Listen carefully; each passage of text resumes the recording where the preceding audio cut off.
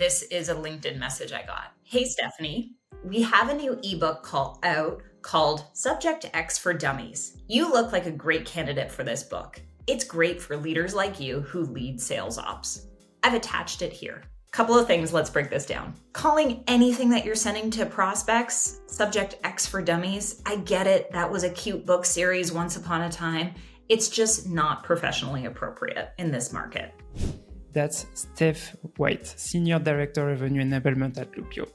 And I'm really excited about this new format that we are starting today because we are in the seat of a prospect, a revenue enablement leader, to learn more about how, as sales reps, SDRs, or account executive, we can improve our outreach. And today, you will learn about the day-to-day of a revenue enablement leader, their challenges, the metrics they're following, but also some examples how you can prospect a revenue enablement leader. So, Steph, can you give us a 30-second elevator pitch on what a senior director of revenue enablement does, especially at Loopio?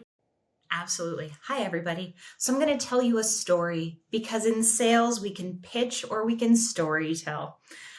So here's a week in my life. Any business has weekly, monthly, quarterly objectives for key things you're looking to accomplish. My job as leading the revenue enablement team at Loopio is really to partner with each of our department leaders to figure out how we can bring those ideas and strategies to fruition, how we make that magic happen.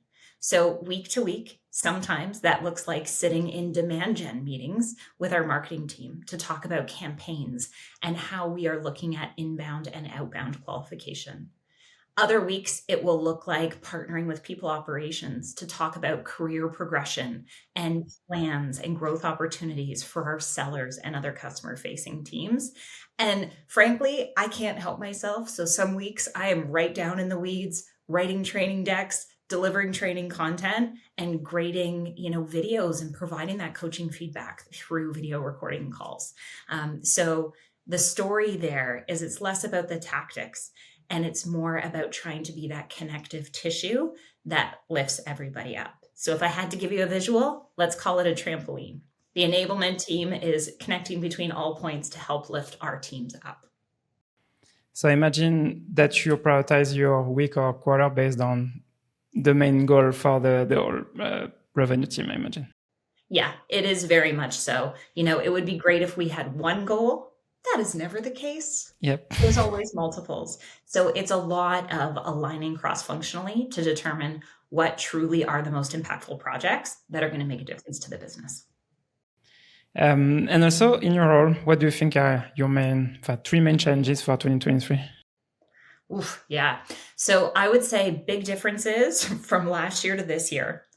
We are now focusing a lot more on pipe gen.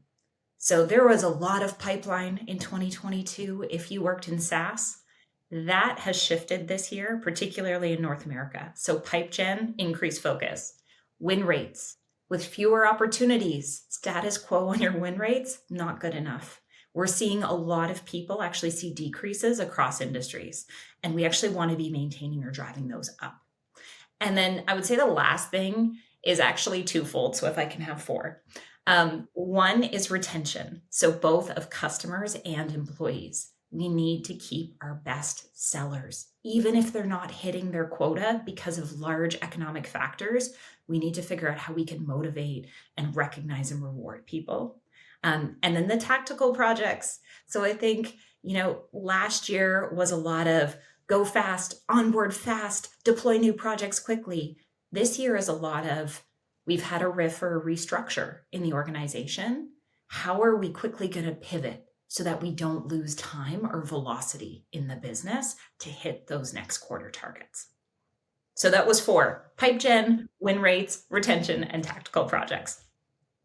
And how do you measure the impact of your work on those challenges? Because I imagine that you mentioned pipeline generation and win rate. Is it more focused for the new business, for the SDR and the AE team? So how do you measure, for example, your success with them? Yeah, so obviously leading metrics, it changes. So depending on what it is that we're working on. But some great things that I love to use as North Stars for the enablement team And this is great because it's an SDR BDR audience.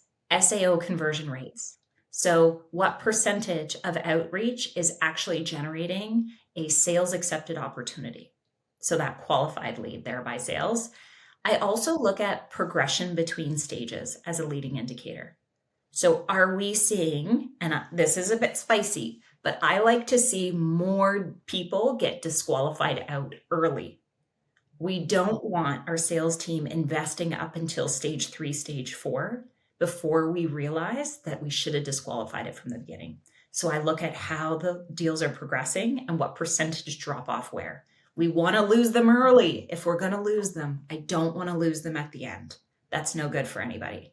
And the last leading indicator, and this is more specifically for training and customer facing collateral, but as we're thinking about product releases, content usage.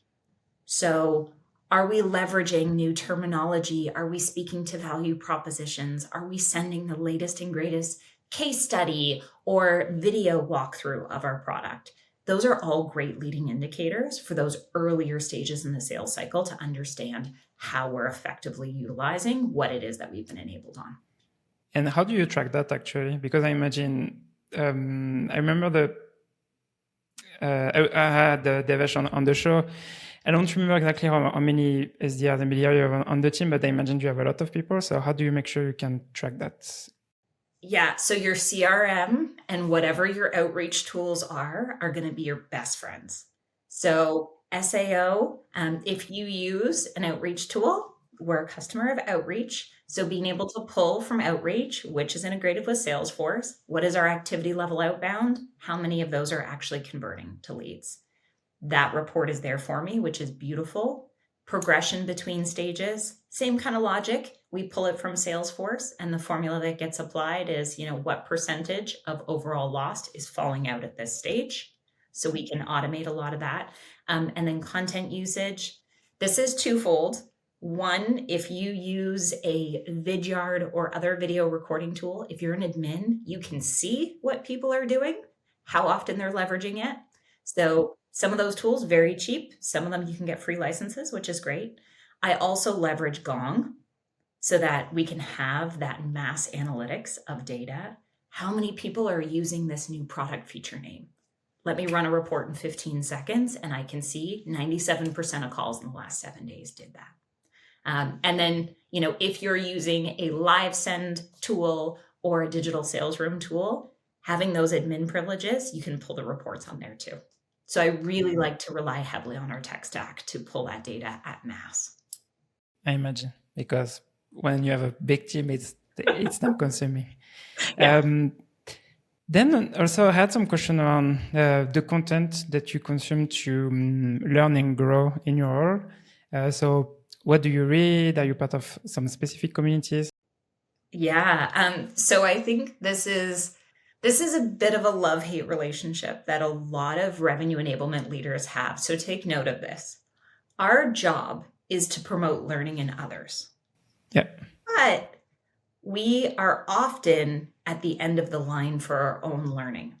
And the challenge with that is we need to stay up to date on the latest and greatest to be able to inform you, our go-to-market teams, of what great courses and content and best practices are for you. So it is a bit of a struggle and something that a lot of enablement leaders do talk openly about. How do I make sure that I even have 1 hour a week for my own learning and development? Full candor, some weeks I'm better at it than others, but I try desperately to average 1 hour a week. And the best way that I've found to consume content is, twofold. So one, structured communities that I can go to with Slack communities for ad hoc questions that also have courses. So in the world of enablement, there are a couple of great ones, particularly in North America and Western Europe, that a lot of people utilize.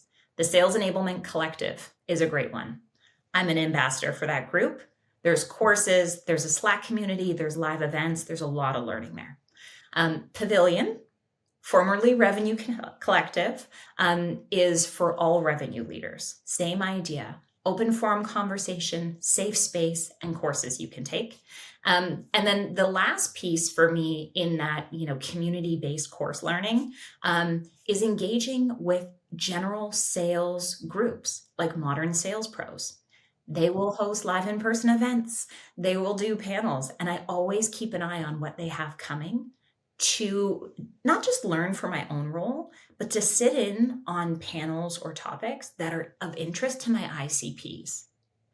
If you've got these groups putting together webinars for, let's say, a VP of sales role, there's a reason, there's research and data that's having them do that. Go sit in on that. If you want to learn what your ICP cares about, go walk a mile in their shoes and sit in on their community rooms. So that's the formal learning.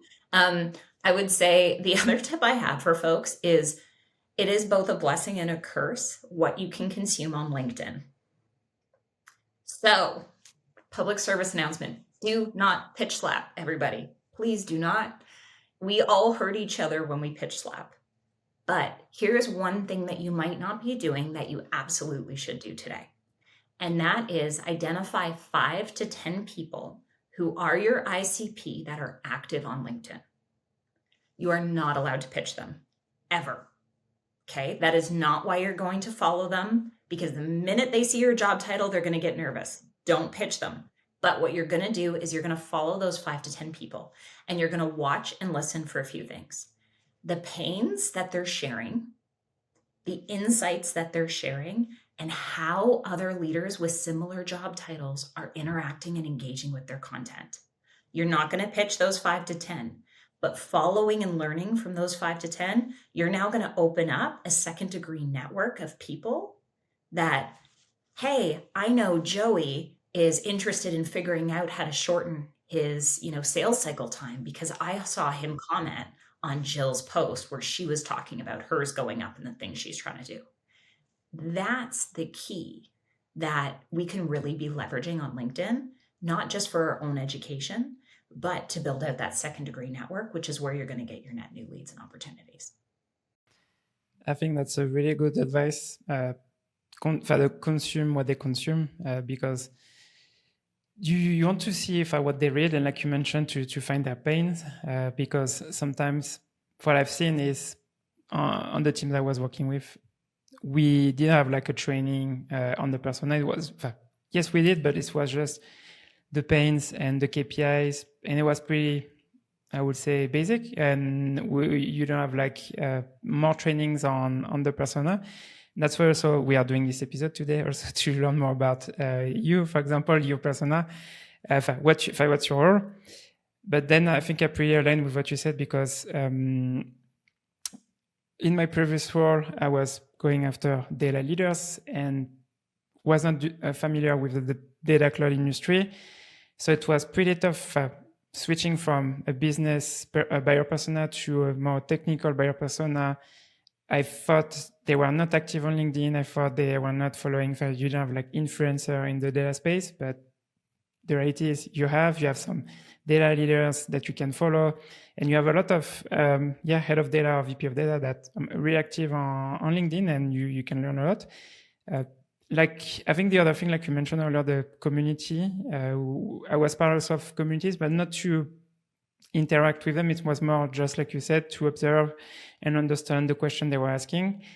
I was not understanding everything, unfortunately, because I'm not a technical person, but at least I was seeing some common patterns with what we could offer. I was asking questions to our own buyer persona inside the company, because the 4 founders of the company, they're former data scientists or head of data. So it was, you can leverage those community and then ask your question to obviously someone that know more about this topic. Yeah, it's amazing what you can learn by being a fly on the wall and not talking. Exactly. No, and that's right. Yeah, that is a great insight for folks as well. Now I have questions about the call outreach you receive. So how often do you receive call outreach? Is it like 5 emails per day, more than that? How many phone calls do you receive per day? Okay, people, I get easily 10 to 15 a day. Every single day. And I would say I used to get weekends off I no longer get weekends off.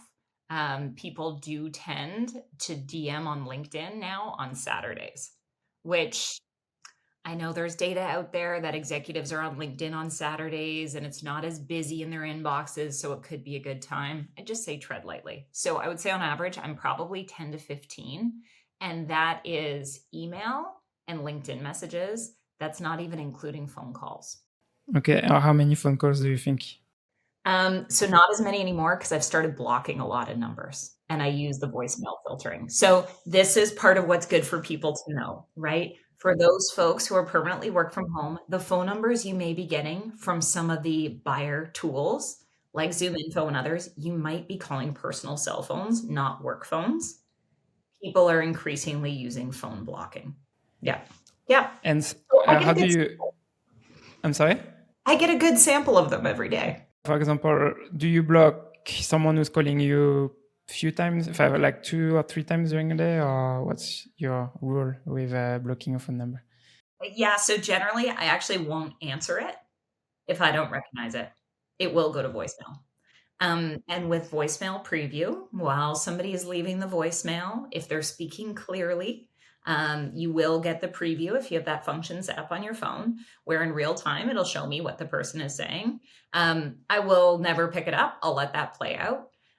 If the person calls me back a second time or emails me as a follow-up and what they said in their first voicemail was interesting, I may respond. But as a general rule, I don't pick it up if I don't know it. Okay. So I know you, for today's episode, you prepare some call outreach that you received recently. So we'd love to talk about that and see what you receive. And let's talk about what you like about the call outreach or didn't like about the outreach. Okay, sounds good. So I've got 4 for you all. And I'm going to give you not great through to better. Okay. So the first one, and I actually recently did a post about this. I kid you not, this is a LinkedIn message I got. Hey, Stephanie, we have a new ebook called Subject X for Dummies. You look like a great candidate for this book. It's great for leaders like you who lead sales ops. I've attached it here. Okay, so a couple of things. Let's break this down. 1, anytime you write something to a prospect, say it out loud. You will catch a lot of problems if you read it out loud. 2, calling anything that you're sending to prospects, Subject X for Dummies. I get it. That was a cute book series once upon a time. It's just not professionally appropriate in this market. I would say, the other thing there, sales ops is wrong. Yeah. I'm not sales ops. I'm Rev Enablement. And those are 2 entirely different functions in a lot of organizations. So that was a big miss and showed that the person didn't actually read my job description or my job title before messaging me on LinkedIn. And there was no hook. There was no reason why I should. There was no enticement. And so, missed on personalization, missed on the delivery, missed in terms of, connecting to my current role, and then missed with a hook. So overall, that was a 2 thumbs down. That's a good point. What you mentioned about the sales ops and revenue enablement, I think that's something. If I was at the beginning when I learned about those personas, I was really confused about the 2. I was not sure about the role of each one. Now I have more knowledge around what you do in revenue enablement and sales ops. So I think that's a really good point. Here, definitely the person didn't do some research or just go to your profile and see your title. Mm-hmm. Mm-hmm. So that one was a miss. I think we can all probably agree. Your prospect's not likely to respond to that one. I think this one, let's talk about it. Let's see your thoughts. Hi, Stephanie. Your dedication to revenue enablement is inspiring. Our product could help boost your company's conversations. Keen to explore? ? Okay. Well, at least it's focused on you, but it's for me it's fake personalization. They might use some ChatGPT or another tool to write this, and to send it, because I'm receiving a lot of these kind of messages lately. So in the connection request or via email, really impressed by your work in X topic. So I know they didn't do their research when I received that. So Yeah. So this is where it's like, okay, it was concise. It didn't insult me, so that's good. But as we said, it was a miss in terms of personalization. Was closer, but still a miss, and didn't have a hook or a why. So the sentence was, our product could help boost your company's conversations. How, what, where, when, why? Give me a reason to say yes to your question, CTA, which was keen to explore, question mark. So step up, but we still have some room to grow on that one. yeah, and also to follow up on just the hook, how the person started the message. I think I would rather prefer that the person talks about, hey, when I talk to other SDR leaders, they talk about this specific topic of a common challenge that we have, instead of having like, hey, I'm really impressed by your experience. So it's more like, I think this kind of message is more like created by AI tools generally. Yeah. Yep. Okay, I got two more for you. Do you want to keep going? Let's do this. Okay. So the next one. No salutation, just caught your recent LinkedIn post about the importance of speaking in your prospect's language and thought, wouldn't it be amazing if there was a way to automate yet personalize this approach, especially for sales outreach? Question mark. Interesting. More. So just for context, so you wrote a post. I didn't see your post about this. So you wrote a post about this specifically? Yeah. Well, so I wrote a post, which was, it's not about what we want to communicate to our prospects. It's about what they're going to hear, understand, and take away from that interaction. Okay. So this person actually, like, kudos to them. And the post was like 2 weeks prior. So they scrolled through. I post nearly every day, Monday to Friday. So they went down, probably 8 or 9 posts, and they found this one and they tied to it, which good on you, right? I think what's interesting though is they tried to be thought-provoking with the question of, wouldn't it be amazing if there was a way to automate yet personalize this approach, especially for sales outreach? Yeah. I'm left going, okay, now what? Does your product solve for that? Now what? It seems like a rhetorical question. And because the message ends there, the conversation's over. Yeah, and I remember I received a few messages like this one about the question, and do you want to get more pipeline? So a question like this. So yes, I do. Yeah. Of course, but okay. Yeah. Okay. And so I think this one was really good at the beginning, but could be better at the end. How you giving you more details. Yeah. It felt like, for me, this one, they hit send prematurely. I felt like they should have had 1 or 2 more sentences and they could have nailed it because they set it up well at the beginning, but they didn't tell me why. Okay. So that was a better version. So they found something interesting, but it was still lacking something at the end. Okay. Yep. So I've got one last one for you. Hi, Stephanie. Wanted to let you know that John Smith and Aaron Wood have recently switched companies. Why this might be interesting to you is they were previously champions of Loopio's product at other organizations. I've attached both their LinkedIn profiles here to make it easy for you to find them. Curious how I found out? Our product does this and so much more. I might know the company who sent this. But I like this because it's so something I learned recently. If I'm a professor, so with their leaders, it was tough for us to find like information that you can use to personalize your outreach, because you have data leaders, but sometimes it's hard to find information you can use or you can leverage. So sometimes you want to have like some examples like this one, so you can use the name of people that you know to your outreach, so it's relevant without spending too much time on researching your prospects because sometimes you won't find any information. So I think this one is not that. If you think about personalized to you, it's not personalized on you, but it's personalized on Loopio, and so I think it's really, really good. So I think what's interesting about this is without having to tell me what their product does, Yes, they showed me. exactly. And we all talk about adding value to the conversation. They gave me 2 leads Yep. before they asked if I wanted to talk about Yeah. anything else.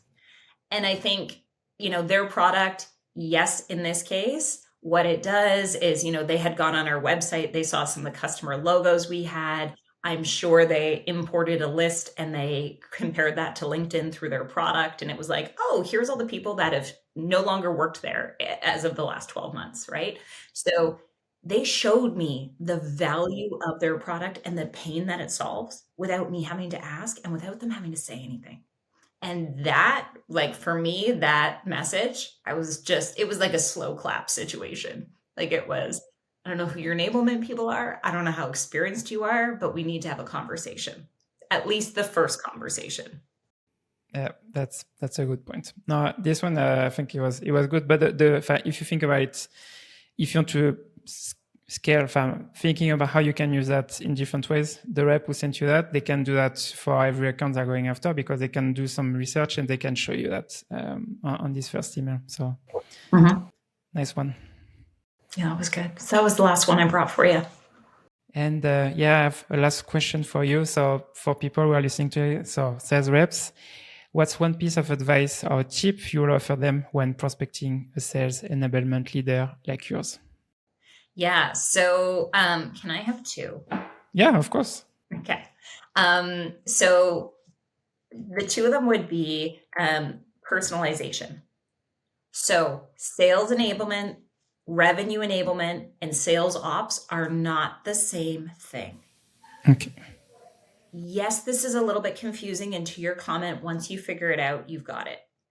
Sales enablement roles are typically focused on new business sales. So they will support BDRs, SDRs, and AEs in new business. They usually stop there. So if your product has anything to do with retention or anything that is post-contract signing, likely not your actual ICP. Revenue enablement, on the other hand, encompasses the new business sales, so sales enablement, but it goes all the way through the customer journey. So revenue enablement will include usually customer success. So metrics and things we're trying to solve for, retention rates, expansion deals, lifetime customer value of contracts, all of this stuff, CAC, so cost of customer acquisition, even going all the way to the beginning of marketing will start to fall in our purview. So revenue enablement is much bigger in scope across the entire customer journey. The last call out I would just put here is when we talk about revenue or sales ops. So same logic, sales usually means the new business stuff. Revenue means the full cycle. The operations teams are usually, not always, but usually responsible for the sales tech stack integrations. So they won't train people on it, but they'll be plugging it in behind the scenes. They will usually also do things like territory planning, financial modeling, commissions. So if we just think about those 2 different paths, if you're prospecting an enablement person, hit pause and think about, is it a sales enablement, a rev enablement, or are we thinking about sales or revenue operations as your true ICP? And if you're not sure which one the person is, go into their LinkedIn profile, read that job description, read any of the bullet points. And again, this is where doing your homework, you will start to notice the trends. A lot of smaller companies, people will wear multiple hats, and they may actually encompass all of enablement and rev ops in one team. As companies get bigger, those roles tend to get split out. Actually, I forgot to ask you, how many people do you have on the ops team and the enablement team at Loopio? Yeah, so the ops team is 6 and the enablement team is 5. Okay, so a pretty big team. Yeah, and we're about 350 people. So, and that is very much our division. We are both revenue cycle teams. So we're both focused from first touch all the way through retention. And operations handles, the forecasting, the financial modeling, the profitability, quota setting, all that jazz. And we handle the people side of the business. Okay. And what's your second tip? Pattern interrupt. I get it. Everybody watched the same couple of people who went on LinkedIn and said, hey, you want to roll the dice with me? That's cool, but that's no longer a pattern interrupt, because let me tell you how many calls I get where people use that same thing. That has become the pattern. So the next wave of pattern interrupt. Two things I love. One, video and voice notes. You want to be different? Deliver to me in a different format. The thing I will say about voice notes, send one. You get one. And if you're using LinkedIn, you get cut off at 59 seconds. You get one. If you cannot convey why I should be intrigued and interested in what it is that you're selling in 59 seconds, go practice before you send me that note. Anyone who sends a second or a third in quick succession, you are exponentially decreasing whether the person will even listen to it and whether they're going to respond to the first one. So it'll hurt you. So you get one up to 59 seconds, send the voice note rather than put it in text all the time. Do you think video and voice note are pattern interrupt because you receive too many text messages, or cold emails with just text, or what's the reason, do you think, behind that? It humanizes it. So the reality is, a lot of companies don't want to say this out loud, but here we go. A lot of SaaS products have competitors that they're neck and neck with. And everybody tries to sell on value rather than feature comparisons, because features, you edge each other out constantly. If I'm looking for a competitive intelligence tool, there are two products that are neck and neck. Who I decide to do business with, if I am exploring one of those tools, is going to come down obviously to economics. But if all else is the same in terms of product functionality and price, it's going to be the team you connect with and you think is going to be the best partner. So video and voice notes makes you human. Yep.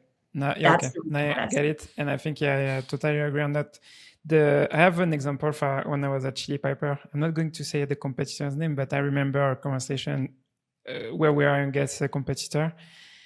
They lost the deal because the sales process at Chili Pepper were better in the sense of the SDRs and they are better trained than the competitor. And so we, specifically for one deal, we want this because I mentioned that. They say, I really like the experience with your SDR and your account executive. So I think that's a really good point. And to piggyback on what you said about NAFA, if you think about SaaS in general, if a SaaS generally you have maybe an advantage on the product side for 6 months, but then the competitor generally will start to build the same thing. And so what's the difference between your product and your competitor's product? So I think that's a really good tip to think about creating obviously a relationship, but how to make a really good impression with prospecting. So, because you can ask the question, what's the difference between you and your number one competitor? Well, here's the best answer. It's you. And whether you're a BDR, SDR, AE, or key account director, post-sale for expansion, you are what can make the customer experience that much better. Exactly. And I think that's a good way to end the episode. So Steph, thank you so much for being on the show. But before we end the conversation today, do you have anything else you want to share with the audience? No, I would just say I'm hugely supportive of everyone who is building their careers in sales.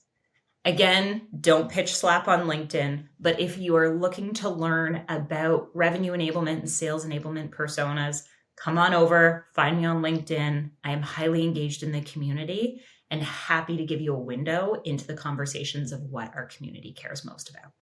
Go follow Steph on LinkedIn. And Steph, thank you so much for being on the show today. Thank you for having me. Have a great day. If you enjoyed this episode, feel free to leave a review on Spotify or Apple Podcasts. So for Spotify, to leave a review, what you can do is you can use your phone then go on the Spotify app. Then you go to the SDR Game page, and then at the top of the page, you can leave a review. It's a 5-star review if you enjoyed the episode, obviously. And then if you are listening to this episode on Apple Podcasts, feel free also to leave a review on your app. Thanks for listening, and I see you on the next episode.